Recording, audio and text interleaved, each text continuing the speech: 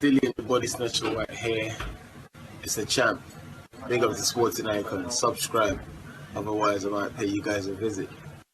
Okay, so Tyson Fury done an open workout today, done an extended version. And I know some people have been asking the question about, well, where's Dillian Whyte? Hasn't he turned up?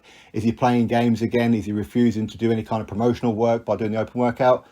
No. Okay, for a fact, his plane was delayed.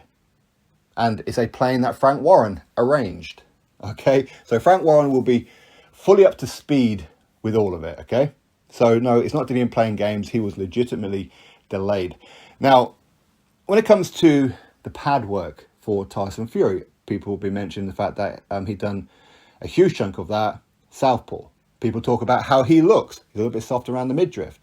Now, as far as the southpaw pad work is concerned, well, I said this before on numerous occasions. Tyson cannot fight Dillian Whyte the way that he fought Wilder. Now, if he did and beat him, that's very impressive. That's very, very impressive. Because that's probably the one thing he shouldn't do when it comes to Dillian Whyte. Dillian Whyte is a very good inside fighter. Very good counterpuncher. All the things that Wilder's bad at, Dillian is good at. Okay? So that would be very, very dangerous. So I fully expect Tyson to be southpaw in this fight.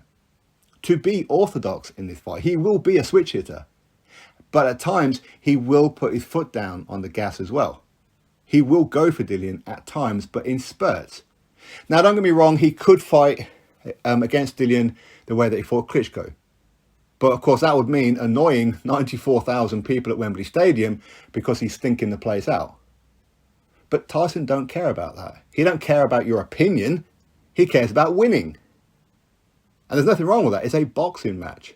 Okay? But at the same time, I don't think Tyson Fury can necessarily do 12 rounds against Dillian Whyte the way that he did against Klitschko. I don't think he can do that anymore. That was 2015 he defeated Klitschko, so you're talking 6.5 years ago now. He ain't the same fighter that he once was. As in, he's not as mobile as what he once was. His reflexes are not as tuned as what they once were. He's a bit heavier than what he once was. And even if he's not, it's a different kind of weight. When he fought Klitschko, he had a bit of muscle on him. He kind of had a bit of a six-pack. Now he doesn't really have that. So he's not as mobile as what he once was. So that's why I say I fully expect him to be the boxer, to do switch hitting, but of course at times put the pressure on. Now, him doing the open workout in southpaw, what does that mean? Does that mean that's what he's going to do? No, it probably just means that he's playing games. He's trying to subliminally drop the seed to Dillian Whyte to say, I want to fight you at southpaw. He ain't doing 12 rounds of southpaw. And if he does, I don't think he's going to beat Dillian. And if he does, it'll be because he's literally on his bike the entire 12 rounds. So I do expect him to switch hit and I expect him to mix it up. I honestly do. I will say Sugar Hill looked a little bit awkward doing the pad work. So that would suggest to me as well that they haven't done too much southpaw pad work in the gym. Now, I'm not going to say that Sugar Hill Stewart doesn't know how to do it. He will know how to do it because obviously he had Charles Martin for a little while, who's a big, tall southpaw fighter, okay? So he will know how to do it. He just looked a little bit unsure. I don't know. Or maybe the whole thing's just one big game. You never know. Don't trust Tyson because what you see in an open workout is not necessarily how he's going to fight. There again, he might be doing it and he literally will try and do that. We'll have to wait and see. Now, as far as how Tyson Fury looked, was he flabby around the midriff? Were you having some back flat jiggling around? Yeah, of course he was. But that's nothing unusual for Tyson, especially recently. He does. But Tyson doesn't need to have body beautiful, okay? He doesn't need to be body beautiful. He doesn't. Tyson just needs to feel comfortable in his own skin, feel comfortable at the weight, and however he looks is however he looks. To him, it's all about the game plan. It's all about the technique. It's all about the fight. That's what it's about. And I fully expect Tyson to look not great on the scales. Is he going to be heavier on the scales to what he was when he fought Wilder last time? No, I think he's going to be a little bit lighter. I do think he's going to be a little bit fleet-footed in this fight at times. And to do that, he's going to need to be a little bit lighter. Or maybe not. Maybe not. Maybe even him being a little bit heavier than what it was last time. Maybe he can still be mobile. Maybe, because he looked pretty good against Wilder, didn't he? So I don't think the weight is going to be an issue. I don't think the flabby bits are going to be an issue. Will that make him soft around the midriff? Well, you're fighting Dillian Whyte. On the inside, where do you think the punches are going? They're going to the midriff. They're going to his side. Dillian's going to try and break his ribs on the inside. So yeah, that will be not ideal for Tyson, but Tyson will have done body sparring. He will have been laying on his back with Sugar Hill or whoever else, the strength and conditioning coaches, hitting him in the guts and in the side with the medicine ball.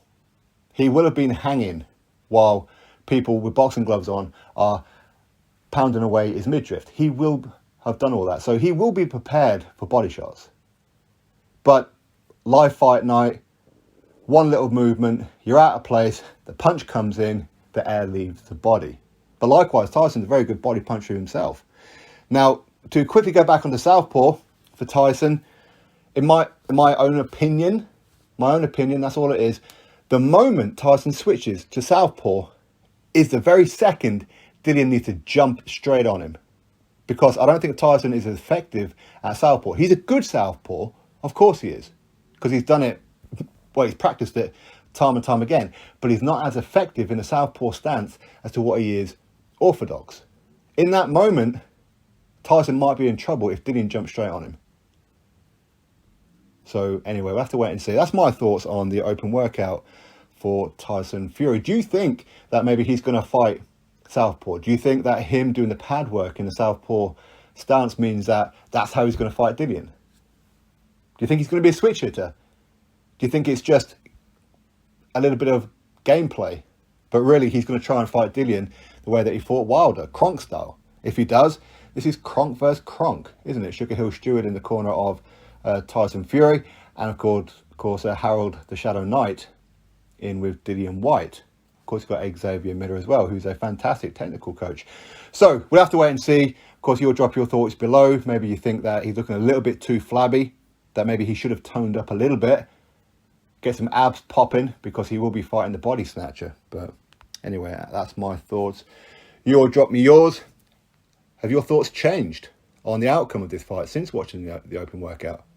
Do you believe that maybe Tyson Fury's game plan isn't what we've seen in the open workout? Do you think that maybe Dillian Whyte deliberately missed the press conference? Maybe he deliberately delayed the pilot?